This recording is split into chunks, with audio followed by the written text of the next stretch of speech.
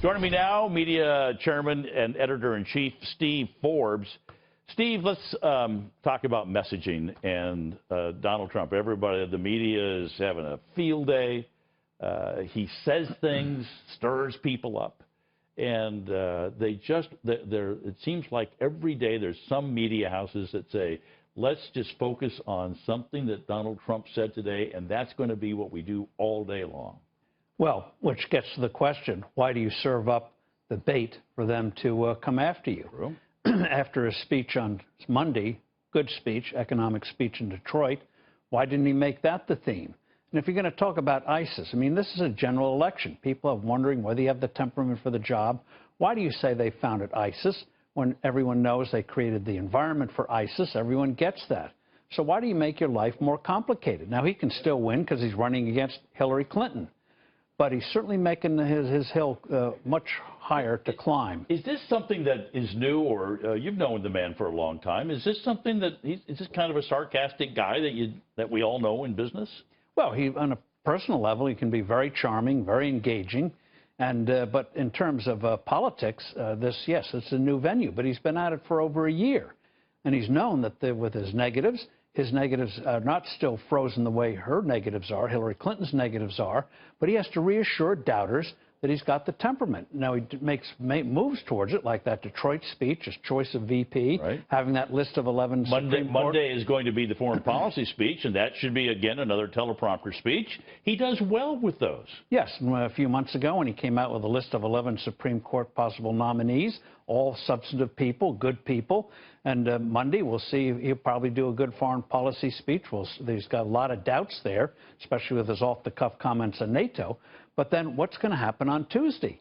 He then steps on his own story. I do like the Ross Perot look-alike charts that he's pulling out, because there's some really pretty amazing charts that show how bad things have happened in the economy in the last 5 to 10 years.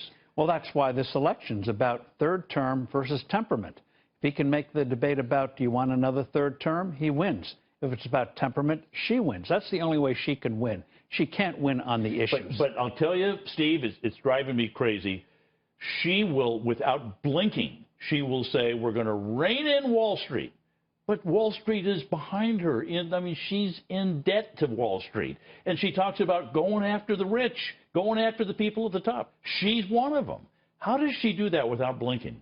Well, the same way she did commodities trading 40 years ago.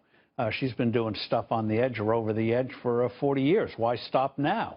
And one of the things that's sort of in her favor on Wall Street is they figure, well, she never tells the truth anyway, so when she bashes us, we know, hint, wink, wink. But I think they're mistaken. I think internally she does not have an inner Bill. She is much more left-wing liberal, not quite as far as Bernie, but almost, more than a lot of centrists think she is. Well, and that's the other problem I'm trying to figure out who is the real Hillary Clinton, because that was Al Gore's problem. They kept changing him.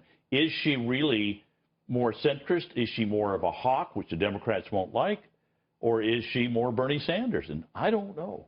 On domestic policy, she is more Bernie Sanders. Remember, 20 years ago, she's the one who pushed national health care, or early Obamacare, and didn't have the political skills to get it through. But no, she's of the left. And in terms of foreign policy, a hawk, reset with Russia, boy, that worked well. She's responsible. She was there for Iraq and some of the other disasters. So the opening is there for Trump. But if you promise free stuff, Steve, promise free stuff, free college, no debt. Yeah, but most people, most Americans know, yeah, free. We've seen that on TV plenty of times. I hope so. Wait, there's more. We'll give you more. No. Steve Forbes, good to see you. Thank you, so much. Tom. You bet.